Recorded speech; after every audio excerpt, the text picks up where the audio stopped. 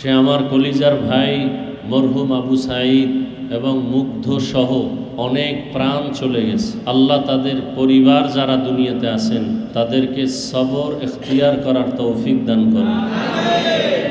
আজ দেশের মানুষ মানসিকভাবে অনেকটা শান্তির নিঃশ্বাস ফেলতেছেন।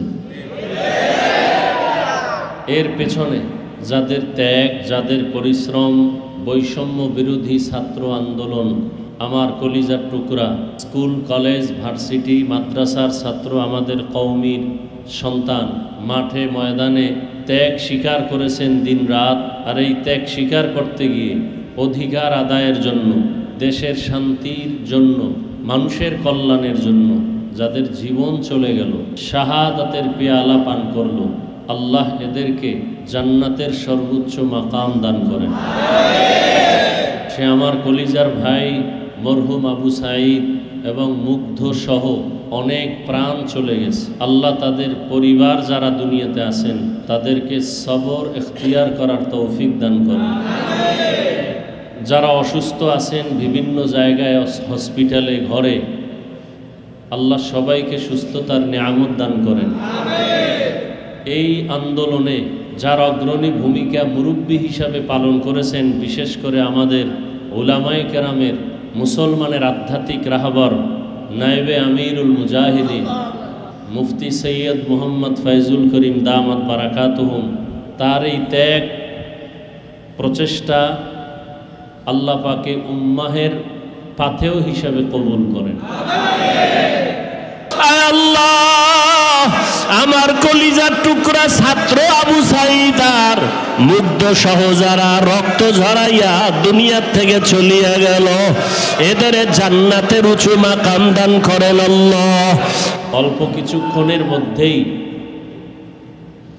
আমি বহুত অনুরোধ করেছি একটু দোয়ার আয়োজনের জন্য আসবেন। আলহামদুলিল্লাহ,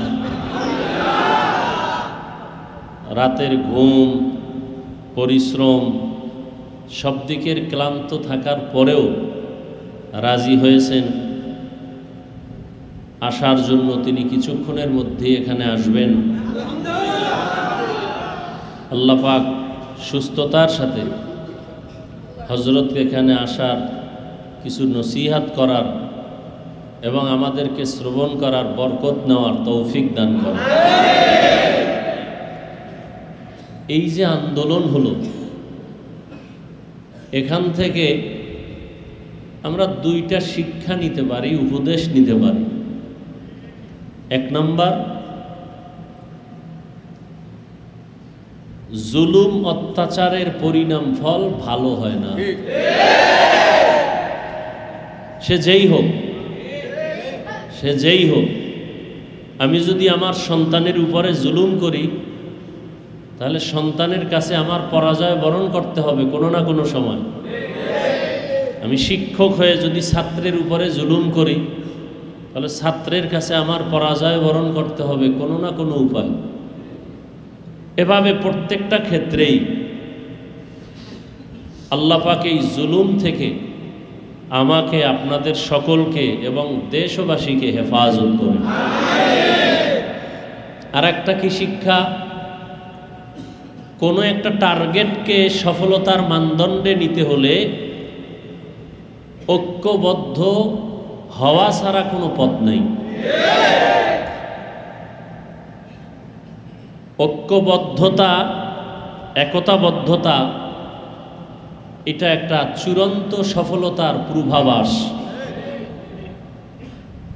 আজ আমরা মুসলমান অনেক বেশি, আমি প্রায় সময় বলি, মাদ্রাসা বেশি, মসজিদ বেশি, ওয়াজ মাহফিল বেশি, পীর মাশায়েখ বেশি, আলেম ওলামা বেশি, ছাত্র বেশি, এরপরও কেন আমরা বেঈমান নাস্তিকদের কাছে দুর্বল?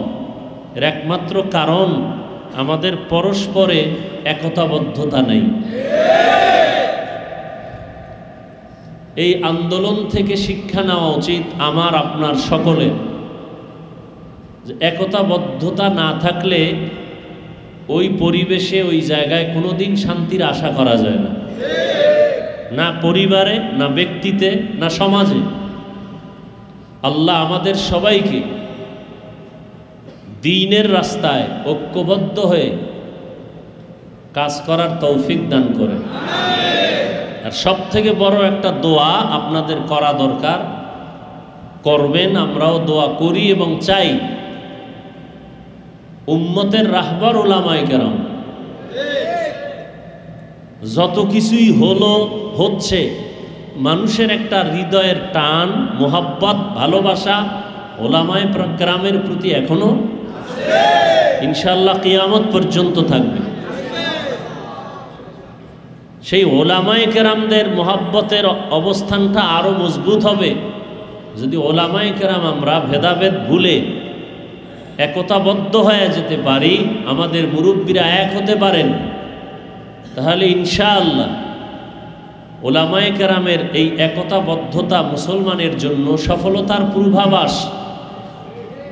হাজারো লাখো কোনো বিধর্মী, কোনো নাস্তিক মুসলমান এবং উলামায়ে কেরামের সামনে চোখ উঠাইয়া কথা বলার সাহস পাবেন। আল্লাহ আমাদের উলামায়ে কেরামদেরকে এক হওয়ার তৌফিক দান করেন।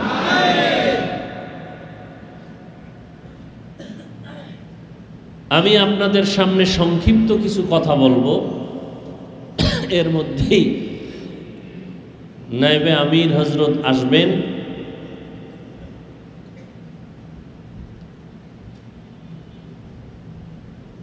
আমি এজন্য কোরআনে হাকিমের এক আয়াতে কারিমা তিলাওয়াত করেছি, নবীজির অসংখ্য হাদিস শরীফ থেকে একটি হাদিস পড়েছি। আল্লাহ বলেন, ইয়া আইয়ুহাল্লাযীনা আমানুত্তাকুল্লাহ, হে দুনিয়ার মুমিন, তোমরা আল্লাহকে ভয় করো, তাকওয়া অর্জন করো। আকুনু মা'আস সাদিকিন, সাদিকিন সত্যবাদী যারা, এদের বন্ধু হয়ে থাকো। নবীজি বলেন, আলা কুল্লুকুম রাঈন ওয়া কুল্লুকুম মাসউলুন আন রাইয়াতিহি, সাবধান হে উম্মত, তোমরা প্রত্যেকেই দায়িত্বশীল। আল্লাহ পাকের দরবারে দায়িত্বের অবহেলার কারণে জবাবদিহিতার কাঠগড়ায় দাঁড়াতে হবে প্রত্যেককেই। আমরা সবাই দায়িত্বশীল। নবীজি খোলাসা করে বলেছেন,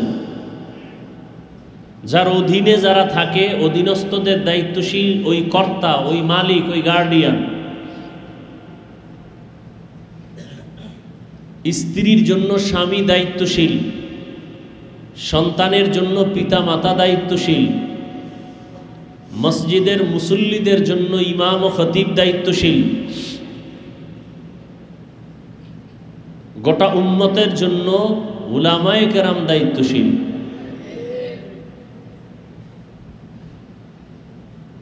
একজন সাহাবী নবীকে বললেন, ইয়া রাসূলুল্লাহ, আমার তো কেউ নাই, মা বাবা ভাই বোন স্ত্রী পরিজন অধীনস্থ কেউ নাই, আমার কোনো দায়িত্ব আছে? নবীজি বললেন, আপনি আপনার অঙ্গ প্রত্যঙ্গের দায়িত্বশীল। আল্লাহ দুটো হাত দিয়েছেন, দুটো চোখ দিয়েছেন, দুটো পা দিয়েছেন, এগুলো আল্লাহ পাক কোনো একটা কাজের জন্য সৃষ্টি করেছেন। এই কাজগুলো ঠিকমতো করলো কিনা আল্লাহ আমাকে জিজ্ঞাসা করবেন। আল-ইয়াওমা নাখতিমু আলা আফওয়াহিহিম ওয়া তুকাল্লিমুনা আইদিহিম ওয়া তাশহাদু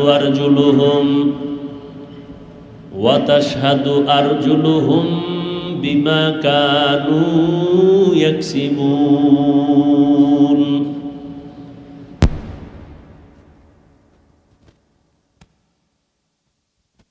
লব গোয়াদ মঞ্চুনি বুসিদা আম চশম গোয়াদ চিদা আম গম জাহারাম গোশ গোয়াদ চিদা আম সমরুল কালাম।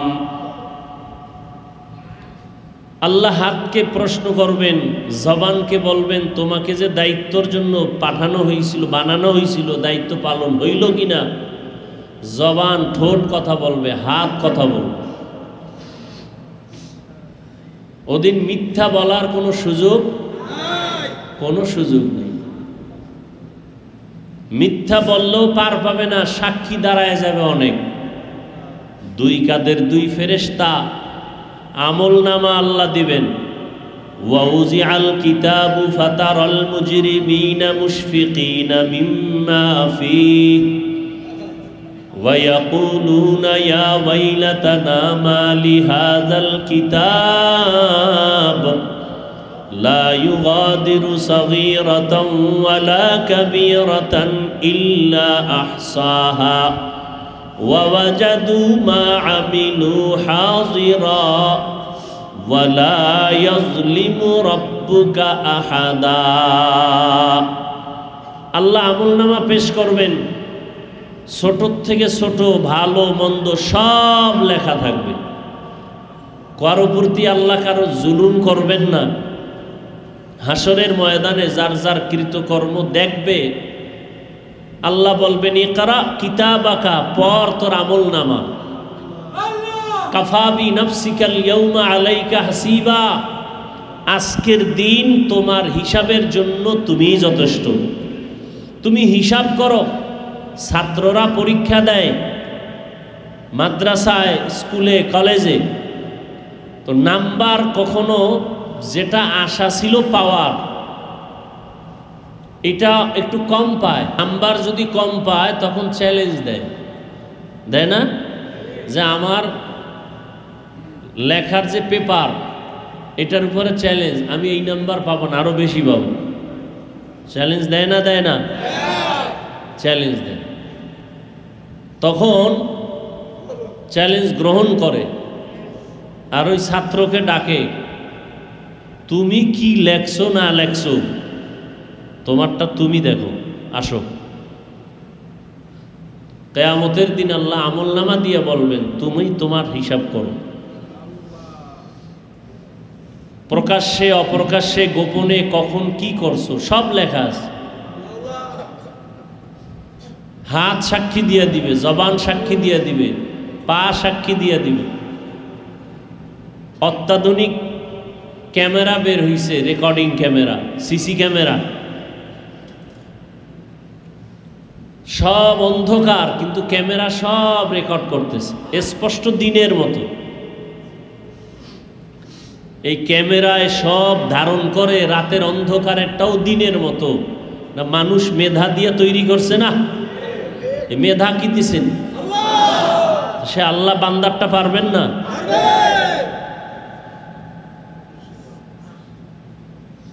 মা ইয়ালফিজু মিন কাউলিন ইল্লা লাদাইহি রাকিবুন আতীদ, সব স্পষ্ট হয়ে যাবে। দুনিয়াতে স্পষ্ট হইলে কি উপায়? হ্যাঁ, দুনিয়াতেই শান্তি নাই, শাস্তি দুই একটা।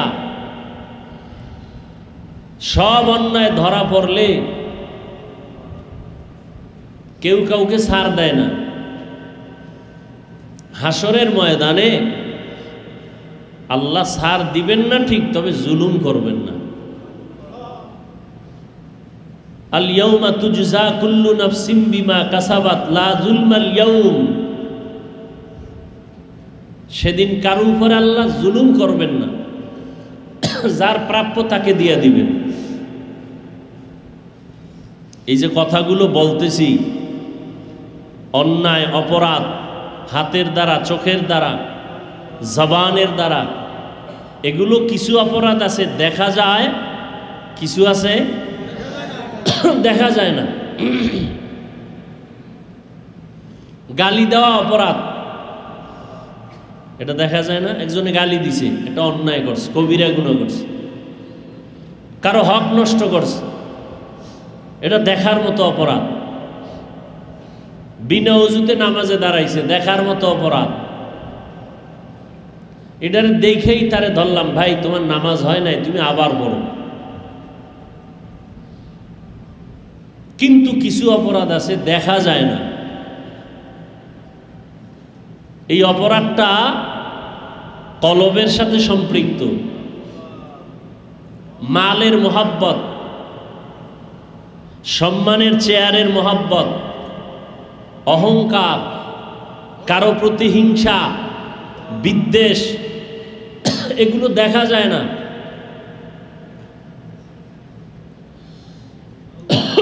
দুনিয়াতে এই অপরাধ থেকে উম্মতকে মুক্ত করার জন্য আল্লাহ চান। আর এই মুক্ত কিভাবে হবে? আল্লাহ ব্যবস্থা দিয়েছেন দুইটা। কয়টা? এক ব্যবস্থার নাম রিজালুল্লাহ, আর এক ব্যবস্থার নাম কিতাবুল্লাহ। আল্লাহ পাকের প্রতিনিধি যারা, তাদেরকে মেনে আল্লাহর দেওয়া কিতাব অনুযায়ী জীবনকে চালাবে।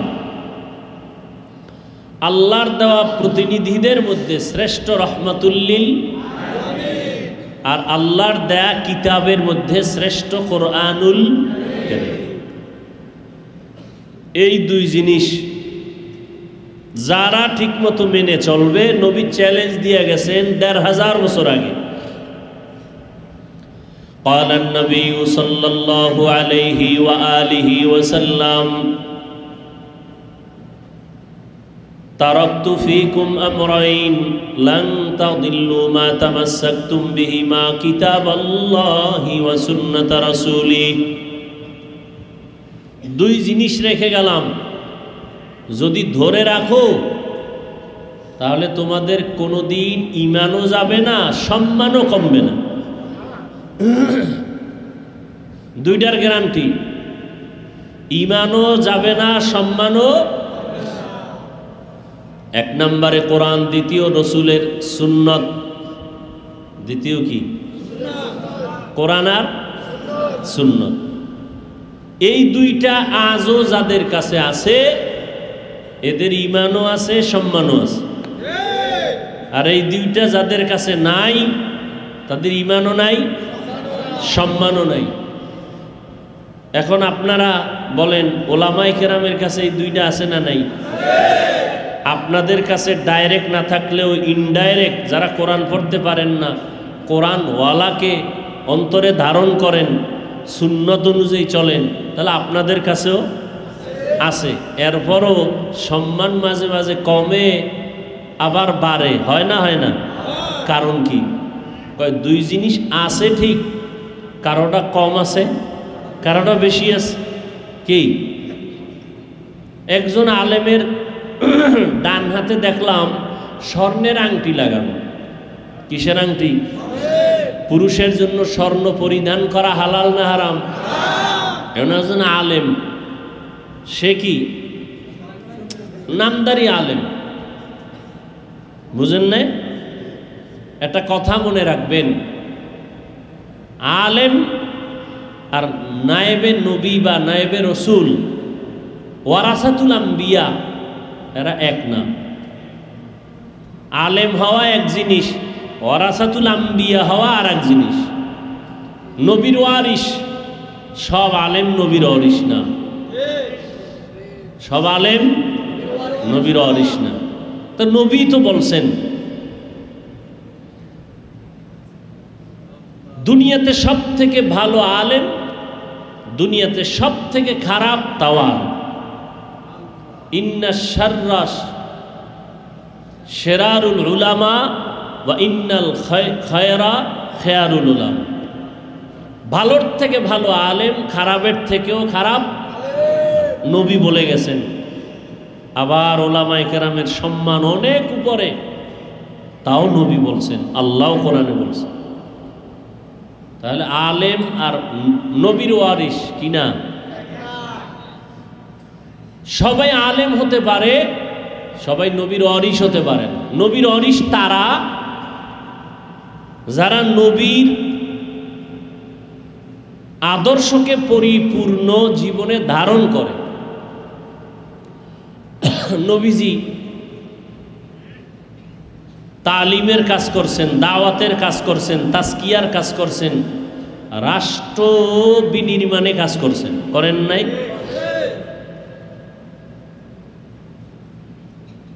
রাষ্ট্রকে কেমনে সুন্দর করা যায়। কোন আলেম তাজকিয়ার কাজে আছে, তালিমের কাজে আছে, তরবিয়তের কাজে আছে, দাওয়াতের কাজে আছে, রাষ্ট্র বিনির্মাণের কাজে কোনো চিন্তাও নাই, সহযোগিতাও নাই, তাহলে সে আলেম ঠিক, ওরাসাতুল আম্বিয়া না। আলহামদুলিল্লাহ, আমরা যাদের অনুসরণ করি এরা সবাই ওরাসাতুল আম্বিয়া, কোনো সন্দেহ। এদের কাছে আমরা যাব কেন? আমাদের অন্তরের রোগ ধৈর্য, এরপরে চিকিৎসা নিব। আলা বিযিক্রিল্লাহ তাতমাইন্নুল কুলুব। এই কলবকে পরিষ্কার করার জন্যই ওলামায়ে কেরামের মিশন। নবীজির দুনিয়াতে দ্বীনের কাজের ক্ষেত্রে প্রধান কাজ প্রাথমিক অবস্থায় ছিল এই কলবকে চিকিৎসা করা। নবী তেলাওয়াত করতেন আর উম্মতের কলবকে পরিশুদ্ধতার মিশনে গিয়া এরপরে কোরআনের ইলম, হিকমত, আমল সব ঠিক করতেন। আপনি আমল করতেছেন ভালো, কলব ঠিক নাই, আমলের কোনো দাম আছে? এজন্য কলব ঠিক করা লাগবে। আপনি মধু কিনছেন, পাত্রে রাখবেন, কিন্তু আপনার পাত্রটার মধ্যে ময়লা। এখন মধু রাখলে মধুর সুনাম হবে না বদনাম? বদনাম হবে। তাহলে আপনি মধু ভালো রাখার জন্য পাত্রটা ভালো করতে হবে, পানি দিয়া পরিষ্কার করো। নামাজ ভালো, রোজা ভালো, জিকির ভালো, তেলাওয়াত ভালো, কিন্তু এরপরও নামাজ পড়েন ঠিক, মজা লাগে না, তেলাওয়াতে মজা লাগে না, জিকিরে মজা লাগে না। কারণ কি? পাত্র ঠিক নাই, পাত্রে ময়লা। কি কি ময়লা? অহংকারের ময়লা, হিংসার ময়লা অন্তর ভরে আছে, নিজেকে বড় মনে করার ময়লা। এটা কেমন ময়লা? কয় সব থেকে বড় কবিরা গুনার ময়লা। আমি মাঝে মাঝে উদাহরণ দেই। পানির টাঙ্কি আছে না ছাদে, বা অনেকে ওই প্লাস্টিকের জিনিস দিয়া বানায়, বা কেউ পাকাও করে। এখন পানির বা নিচে আছে হাউস, আছে না নাই? মসজিদে বিভিন্ন জায়গায় পানির হাউস আছে না? একটা ছোট পানির হাউসে একটা ইঁদুর পরে মরে গেছে। কি এখন ওই ইঁদুর পইরে যে মইরা তলে পইরে রয়েছে, এখন ওই পানি দিয়া অজু করলে হবে? হবে? অনেকে গন্ধ পাইতেছে। তা এখন হুজুরদের কাছে গেছে, এখন হুজুর লাগবে, এটা পরিষ্কার কেমনে করব? হুজুরে কইছে তুমি এই পরিমাণ পানি ওই হাউস থেকে ফালায় দাও, পরিষ্কার হয়ে যাও। হাউস যদি বড় হয় তো 40 বালতি পানি ফালাও, তাহলে হাউস পাক হয়ে যায়। উনি হুজুরের ফতুয়া নিয়া 40 বালতি পানি ফালায়া দেখে পানির গন্ধ কমে না। চিন্তা করলো তাই হুজুরের থেকে আমি একটু নিজের থেকে করি, আরো 40 বালতি ফালাইল। কত? এরপরও পানির গন্ধ। এবার হুজুরের উপরে ধারণা খারাপ, তো হুজুরের কাছে আবার আসছে, হুজুর ডবল করছি কাম, পানি ফালাইলাম ডবল, গন্ধ কমে না কেন? তখন হুজুরে কয় ফতুয়ায় তো ঝামেলা নাই, তো গন্ধ না কমার কারণ কি? শেষ পর্যন্ত হুজুর খুঁজা খুঁজা বাইর করে কয় সে মরা ইঁদুর কি ফালানো হয়েছে না তো। বলে যতদিন পর্যন্ত তুমি মরা ইঁদুর না ফালাও, জমজমের পানি দিলেও তোমার ওই পানি পাক হবে। তাহলে যত জিকির করি, তেলাওয়াত করি, নামাজ পড়ি, আমি বক্তা বয়ান করি, যদি অন্তরের ময়লা দূর না করি, কোনোদিন ইবাদতে মজা আসবে? এখন এই অন্তরের ময়লা কি জানতে হবে, এরপরে দূর করার পদ্ধতি কি তাও জানতে হবে। এই জন্য ওয়ারাসাতুল আম্বিয়ার কাছে যাইতে হবে। কার কাছে? অর্থ কি? নবীর ওয়ারিস। আলেম আর নবীর ওয়ারিস কি না? সবাই আলেম হতে পারে, কিন্তু সবাই নবীর ওয়ারিস হতে পারে না। নবীজির পূর্ণাঙ্গ দ্বীন যার মধ্যে বাস্তবায়ন আছে সে আলেম হইয়া ওয়ারাসাতুল আম্বিয়া, আর যার মধ্যে পূর্ণ দ্বীন বাস্তবায়ন নাই সে আলেম হতে পারে। আলেমের মধ্যে দুনিয়ার কোনো লোভ থাকবে না।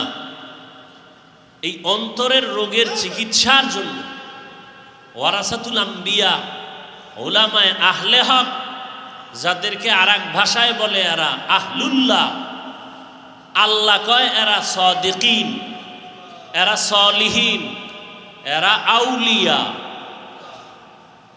এদের কাছে যাও, যা করবা কি?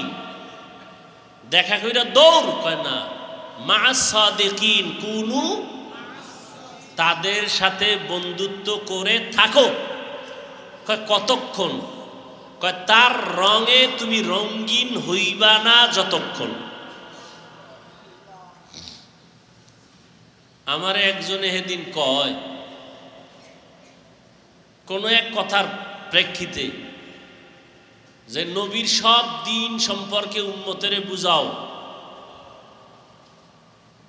যারা হক তাদের, আমি বলি যারা হক তাদের ব্যাপারে বলি। কেনা অমুক দলের ব্যাপারে বলে লাভ নাই, দিন সম্পর্কে বলো। তা আমি বললাম, যে ওলামায়ে কেরাম আল্লাহওয়ালা যাদের বয়ান করি, যাদের ইতিহাস নিয়া, এটা দিনের অন্তর্ভুক্ত। কারণ যার মধ্যে দিন নাই সে আল্লাহওয়ালা হতে পারে না। সরমনের কথা কইও না, কি কও? দিনের কথা কও। সরমনাই দিনের বাইরে? হ্যাঁ, ডাইনে দালাল বামে দালাল, যারা দালাল দালাল জিকির করে এরা সব দালাল। মাথায় কোরআন শরীফ নিয়ে যদি বলা যায় তো একমাত্র বলা যাবে চরমনাই কারো দালাল না। কি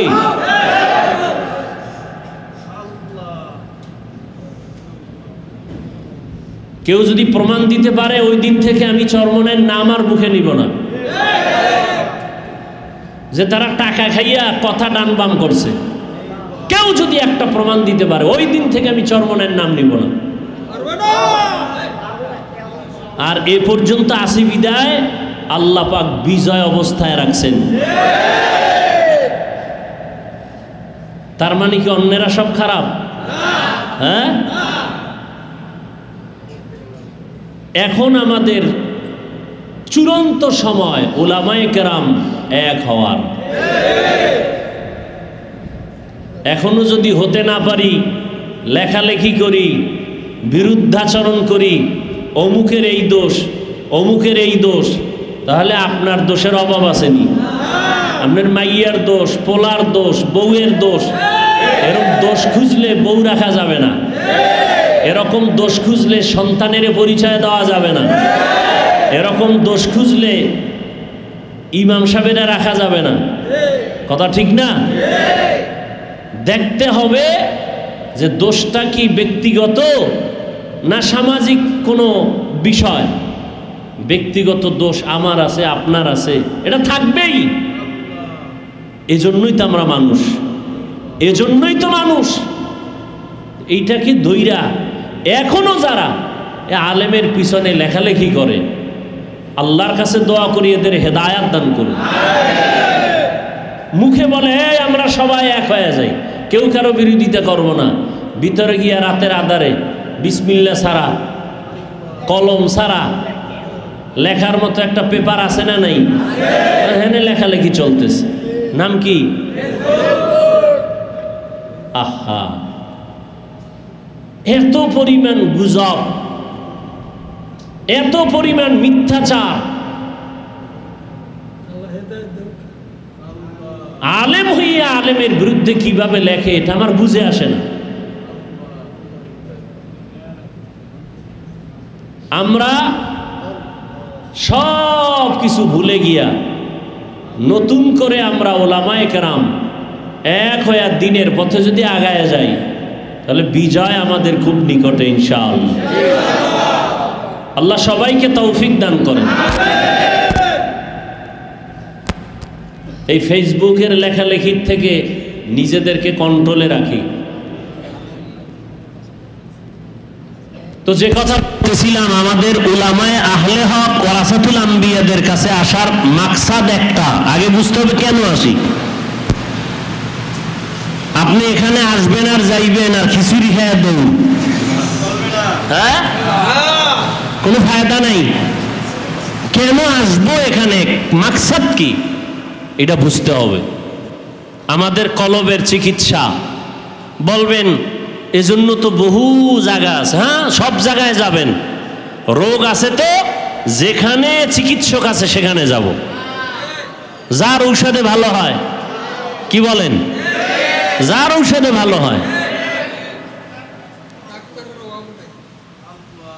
তো এখানে আমি ডাক্তার না, কিন্তু একটা কথা আগেও বলি, আল্লাহর প্রিয় কিছু বান্দা থাকেন, তাদের নজরের মধ্যে কিছু পাওয়ার থাকে।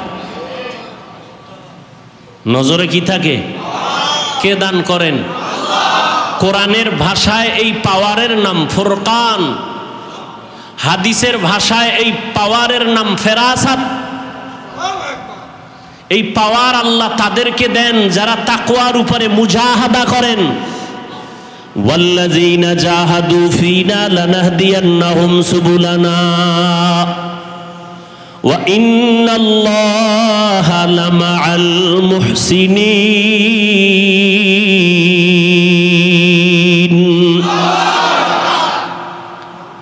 আল্লাহ কয় যারা মুজাহাদা করে আমাকে পাওয়ার জন্য। কাকে? আমরা কাকে পাইতে চাই? আল্লাহকে পাইতে চাই। তার আর কোনো টেনশন আছে? আল্লাহ কয় আমি তার সামনে বহু রাস্তা খুলে দেই। একটা না, অনেক। 126 তরিকা আর 150 তরিকা বুঝি না, আল্লাহ রাস্তা খুলে দিবেন অনেক। যে রাস্তা দিয়া ঢুকবা সেই রাস্তা দিয়েই মালিকের সাথে মোলাকাত হয়ে যাবে। সেই মালিকের সাথে মোলাকাত হয়ে যাবে। এই জন্য আমাদের চেষ্টা করা কাজ। আল্লাহ এই চেষ্টা করতে করতে করতে করতে পাওয়ার দান করেন ফুরকান। ইয়া আইয়ুহাল্লাযীনা আমানু ইন তাত্তাকুল্লাহ ইয়াজআল লাকুম ফুরকানা। আল্লাহ বলেন, মুমিন যারা তাকওয়ার উপরে মুজাহাদা করবে। আচ্ছা, তাকওয়া তো অনেকবার আপনাদের বুঝাইছি, সংক্ষেপে তাকওয়া মানে কি না, সহজে বুঝাইছি গতটার আগের ইস্তেমায়। তাকওয়া কি? গুনাহ থেকে বেঁচে থাকার নাম তাকওয়া। ইত্তাকিল মাহারিম তাকুন আবাদান নাস। রহমতের নবী বলেন, তুমি আল্লাহর নিষিদ্ধ কাজ থেকে নিজেকে বাঁচায় রাখো, তো মানুষের মাঝেও তোমার সম্মান হবে, আল্লাহ মর্যাদা বাড়াবেন। খাওয়ার বেলায় সাবধান, কদম দেওয়ার বেলায় সাবধান, ঘুমানোর বেলায় সাবধান। এই আমি যখন ঘুমাবো, ঘুমটা আল্লাহর জন্য কিনা, ঘুমটা সওয়াব না গুনাহ। নামাজ বাদ দিয়ে ঘুমাইছেন, সওয়াব। খানার বেলায় চিন্তা করবেন খানাটা হালাল না হারাম। আল্লাহর আইনে যদি হারাম হালাল হয় খাবেন, না খায় না হয় না খায় মরবো, তারপরও হারাম খাওয়া যাবে না। গুনাহ থেকে বেঁচে থাকার নাম হলো, বলেন, গুনাহ থেকে বেঁচে থাকার নাম। আমি যে কদমটা দিতেছি, হাঁটতেছি, কোথায় যাব, আমার অন্তরের ধারণা চিন্তা কি? আমার এই নিয়তটা যদি পরিশুদ্ধ করে কদম দেই, সাথে সাথে আমার প্রত্যেকটা কদমে কদমে সওয়াব। নবী বলেন, ঘর থেকে বের হইয়া যেই উম্মত আলেমদের মোলাকাতে রওনা হয়, প্রত্যেকটা কদমে কদমে সওয়াব। আবার আল্লাহ তাআলা 70,000 রহমতের ফেরেশতা তার সাথে কাফেলা বানায় দেন।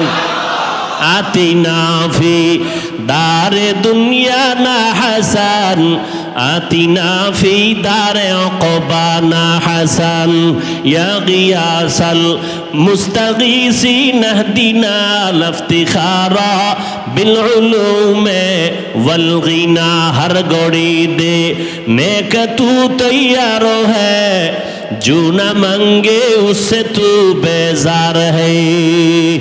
ভারতবর্ষের বড় একজন কুতুবুল আলম রশিদ আহমদ গাঙ্গুহি রহমাতুল্লাহ আলাই, নাম শুনছেন না? দুনিয়ার বিশেষ করে আমাদের ভারত, বাংলাদেশ, পাকিস্তান সহ সব লাইনের আলেমরা রশিদ আহমদ গাঙ্গুহিকে ভালো করে চিনে। রশিদ আহমদ গাঙ্গুহি রহমতুল্লাহ আলাই এত বড় আলেম, এত বড় ফকিহ, তিনি একজন সাধারণ পড়ুয়া আলেম হাজী ইমদাদুল্লাহ মুহাজির মক্কির কাছে গেলেন, গিয়া হাতে হাত লাগাইছেন। কি লাগাইছেন? হাতে হাত লাগাইছেন, বায়াত নিছেন, তার সবক আদায় করেন। কেউ প্রশ্ন করেছিলেন, আপনি এত বড় আলেম, আপনি হাজী ইমদাদুল্লাহর কাছে গেলেন কেন? সে তো বড় আলেম না।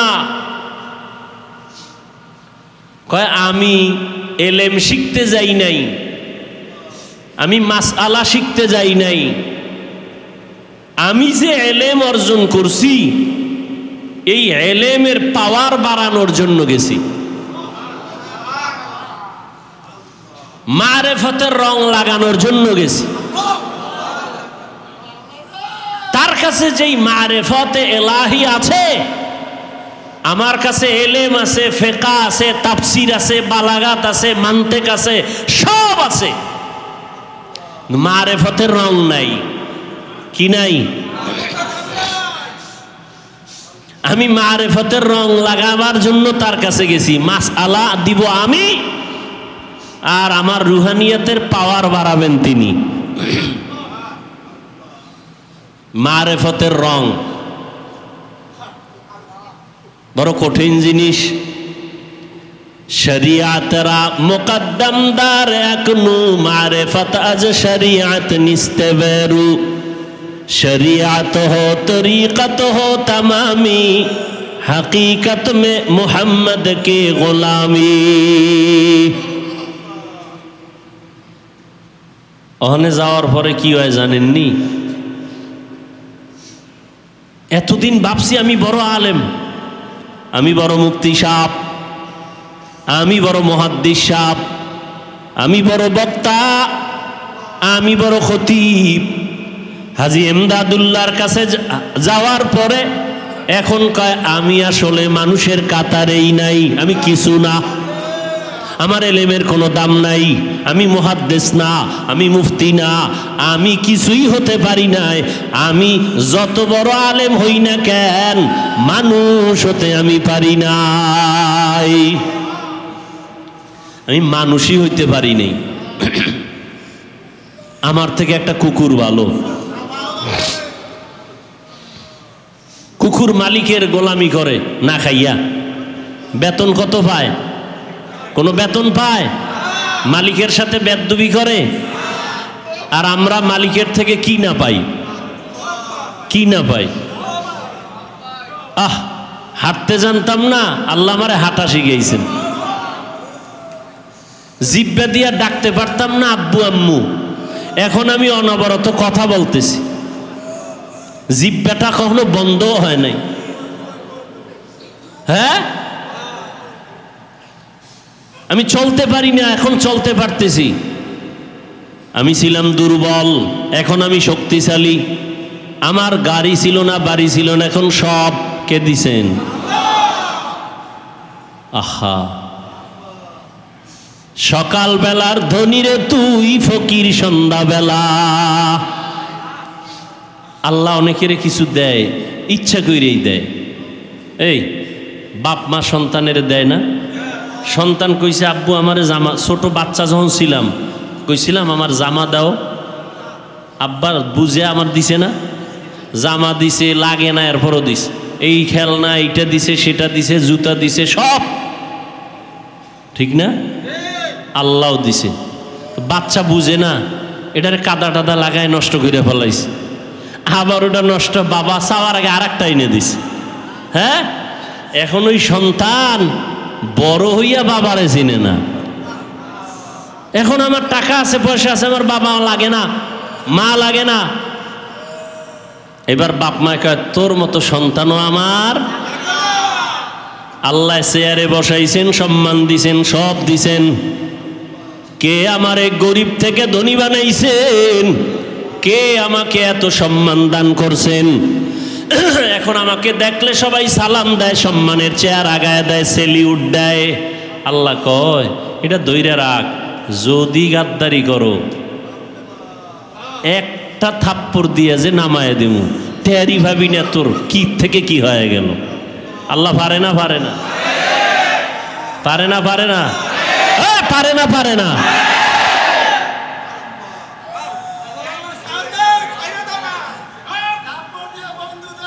আহা, ওই আল্লাহরে চিনলাম না, ওই আল্লাহকে চিনলাম না।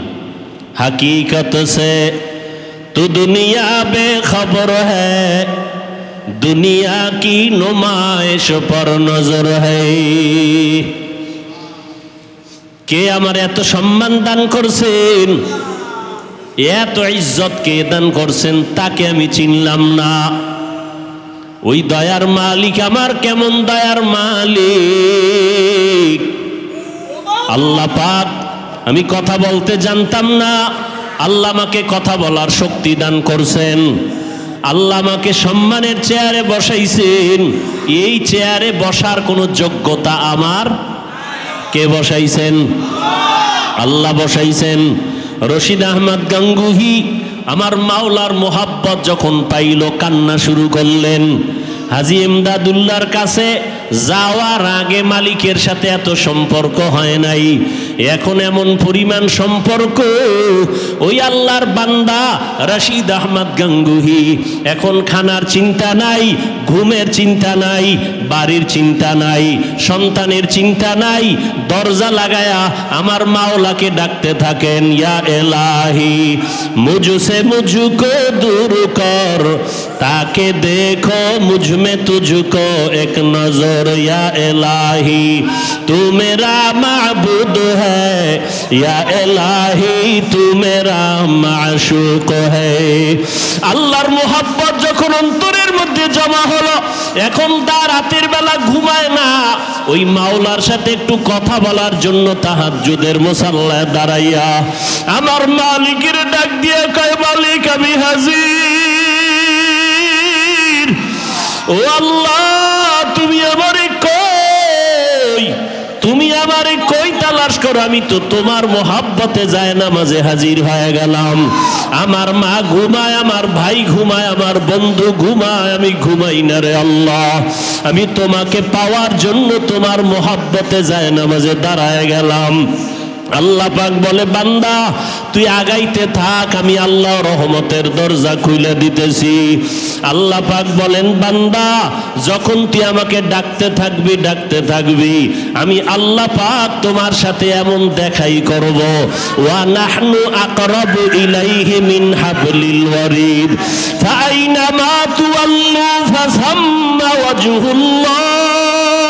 ও বান্দা, তুমি যেদিকেই তাকায় দেখবা, সেদিকে আমি মাওলা পাকের কুদরত দেখতে পারবা। রশিদ আহমদ গাঙ্গুহি এমন ভাবে আমার মাওলার আশিক।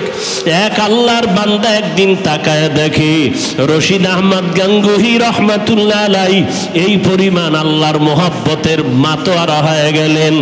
রাতের গভীরে দেখে শুধু রুমের মধ্যে জিকিরের আওয়াজ শোনা যাইতেছে, কোনো মানুষ দেখা যায় না। রশিদ আহমদের অঙ্গ প্রত্যঙ্গ গুলো কেমন যেন আলাদা হয়া হয়া লাফাইতেছে, আর আমার মাওলার জিকিরের আওয়াজ হইতেছে। রুমের ভেতরে তার অঙ্গ প্রত্যঙ্গ গুলো কেমন যেন আলাদা মনে হয়, আর আওয়াজ আসতেছে, আল্লাহু হাজিরি আল্লাহু নাযরি আল্লাহু মাওজুদি আল্লাহু মাই। দুনিয়াতে বাবা চিনলাম, বাবার জন্য পাগল হয়ে গেলাম। দুনিয়াতে মা চিনলাম, মায়ের জন্য পাগল হয়ে গেলাম। দুনিয়াতে ক্ষমতা চিনলাম, ক্ষমতার জন্য পাগল। দুনিয়াতে টাকা চিনলাম, টাকার জন্য পাগল। দুনিয়াতে সম্মানের জন্য পাগল। দুনিয়াতে ভাই চিনলাম, ভাইয়ের জন্য পাগল। দুনিয়াতে সব কিছুই চিনলাম, পাগল হয়ে গেলাম। আর একদল মানুষ শুধু আমার মাওলা পাকের তালাশে দৌড়ায়। ওরা টাকা চিনে নাই, বাড়ি চিনে নাই, গাড়ি চিনে নাই। ওদেরকে আমার মাওলা এমন ভাবে কবুল করেছেন, ওরা খানা খাইতে গিয়েও তালাশ করে আমার মালিক। ওরা ঘুমের মধ্যে গিয়েও তালাশ করে আমার মালিক। আমার মাওলার তালাশে পাগলের মতো দৌড়ায়। আমার আল্লাহর মোহাব্বত যেখানে পাওয়া যাবে সেখানেই দৌড়ায়। আর চোখের পানি ছেড়ে কান্না করে। রাতের গভীরে কেমন যেন ঘর থেকে গুনগুন কান্নার আওয়াজ। ওই বান্দার চোখে পানি, জবানে আমার মাওলা পাকের জিকির। যতই আমল করে আর কাঁদে আল্লাহ, যেইভাবে জিকির করা দরকার ওইভাবে তোমাকে ডাকতে পারি নাই। সন্তান যদি ভালো করিয়া মা বাবাকে ডাক দেয়, মা বাবা সাড়া না দিয়া পারে না। ও আল্লাহর আশিকরা যদি মাওলারে ডাকার মতোই ডাকতে পারো, আমার মাওলা সাড়া না দিয়া পারবেন না। হাজী ইমদাদুল্লাহকে যদি আল্লাহ সাড়া দেন, রশিদ আহমদ গাঙ্গুহিকে যদি আল্লাহ সাড়া দেন, উজানির কারি ইব্রাহিম রহমাতুল্লাহকে যদি আল্লাহ সাড়া দেন, ওই মেখল মাদ্রাসার মুফতি ফায়জুল্লাহ রহমাতুল্লাহ আলাইকে যদি আল্লাহ সাড়া দিয়া থাকেন, চরমনাইর সৈয়দ ইসহাক রহমাতুল্লাহ আলাইকে যদি আল্লাহ সাড়া দিয়া থাকেন, আল্লাহ যদি রহমতের দরজা খুলিয়া দিয়া থাকেন, ও বান্দা তুমিও কলিজা দিয়ে আমার মাওলাকে ডাক দাও। ও দয়ার আল্লাহ, দুনিয়ার সবাই পাইলাম, তোমারে এখনো পাইলাম না। ও আল্লাহ, তোমারে না নিয়া ঘুমাইতে চাই না, তোমার মোহাব্বত ছাড়া আমি খাইতেও চাই না। ও আল্লাহ, তোমারে না নিয়া কবরের বিছানায় যেতে চাই না। ও আল্লাহ, তোমারে না নিয়া যদি আমি কবরের বিছানায় যাই, ওই কবর হবে আমার জন্য জাহান্নামের আযাবের কারণ। ওই কবরের দুই পাশের মাটির চাপ সহ্য করা যাবে না। মাওলাকে না নিয়া বান্দা যদি কবরে যাও, ওই অন্ধকার কবর হবে জাহান্নামের গর্ত। আল্লাহ পাক বলবে, কবরের মাটি, দুনিয়াতে আমি ওরে টাকা দিলাম, বাড়ি দিলাম, সম্মান দিলাম, কত নেয়ামত দিলাম, কিন্তু আমার সাথে কোনো সম্পর্ক রাখে নাই। আমি আল্লাহ আজকে ওর সাথে কোনো সম্পর্ক রাখতে চাই না। ওরে বাটি দুই পার্শ্ব দিয়ে নাফরমানের জোরে জোরে চাপ দাও। এত জোরে চাপ দিবে পাজরের হাড়গুলো চুরমার হয়ে যাবে। ও আল্লাহর বান্দারা গুনার কারণে চোখে পানি আসে না, দিলটা পাথর হয়ে গেছে। আল্লাহর কাছে তৌফিক চাও হে মালিক। সন্তানের কান্নায় যদি মা বাবার দিল নরম হয়, আমার কান্না কেন আসবে না? গুনাহ করিয়া চোখ দুইটা নাপাক করে ফেলেছি, গুনাহ করিয়া হাত নাপাক করেছি, জিহ্বা নাপাক, অন্তর নাপাক করেছি। আলেম হইতে পারছি ঠিকই, কিন্তু আমার মাওলাকে চিনতে পারি নাই। বক্তা হইতে পারছি ঠিক, কিন্তু আমার মাওলারে চিনতে পারি নাই। ওরে যারা মাওলারে চিনছে তাদের চোখে পানি। ওরে ডানে বামে তাকাইয়া দেখো, কত সাধারণ মানুষের কান্নার আওয়াজ। আর আমি একজন আলেম হইয়াও আমার চোখে পানি নাই। আসলে আমি আমার মাওলাকে এখনো চিনতে পারি নাই, মাওলার মোহাব্বত অন্তরে ঢুকাইতে পারি নাই। অহংকার আমার অন্তরে বাধা হয়ে গেল, হাসাদ আমার অন্তরের বাধা হয়ে গেল। আল্লাহর কাছে এখনো কাঁদো আর কান্নাওয়ালার থেকে দোয়া চাও। চোখের পানিওয়ালাদের বলো, কান্নাওয়ালা ভাই, আপনাদের কপাল বড় ভালো। আমাদের কপাল খারাপ। আপনাদের চোখে পানি আছে, আমাদের চোখে পানি নাই। আসলে আমরা এখনো মাওলার মোহাব্বত অন্তরে ঢুকাইতে পারি নাই। আল্লাহর কাছে কান্না করো, চেষ্টা করো, দোয়া নাও। না হয় দুনিয়া কিছুই না, মরণের কষ্ট বড় কঠিন, জাহান্নামের আযাব বড় কঠিন। আল্লাহর কাছে চোখের পানি ছেড়ে মাপ চাও, মনেরে বুঝাও রে মন। আজকে ডানে বামে কত বন্ধু, কত কিছুই ছিল, দেখো মুহূর্তের ভিতরে কি মাওলা দেখাইয়া দিলেন। এত বডিগার্ড, এত সিকিউরিটি গার্ড, আমার মাওলায় যখন ধরে আর কেউ তাকে রক্ষা করতে পারে না। ও গুনাহগারেরা, গুনাহ নিয়ে কবরে গেলে কেউ তোমার ডানে বামে যাবে না, সবাই বিদায় দিয়ে বলবে একা কবরে পড়িয়া থাক। হাসরের ময়দানে একা যখন দাঁড়াবো, আমার মা, আমার বাবা, আপনজন কেউ আমার সামনে আসবে না। গুনার পাল্লা যদি ভারী হয়ে যায়, আমার আল্লাহ বলবে কি ধর, জাহান্নামের শিকল লাগাইয়া ধর। জাহান্নামের আগুনে কলিজাটা ভুনা হয়ে যাবে। কান্না করতে করতে সেদিন চোখ থেকে রক্ত পড়া শুরু হয়ে যাবে। হাসরের ময়দানের কান্না থেকে এখন কান্না বড় ফায়দা। ও আল্লাহ, একজন আরো খালি ফিরাইয়া দিয়েন না। আপনার মারেফতের নূর আমাদের সিনায় দান করেন, কান্নাওয়ালা চক্ষু আমাদের দান করেন। আয় আল্লাহ, আমাদের সবাইকে আপনি মাফ করে দেন।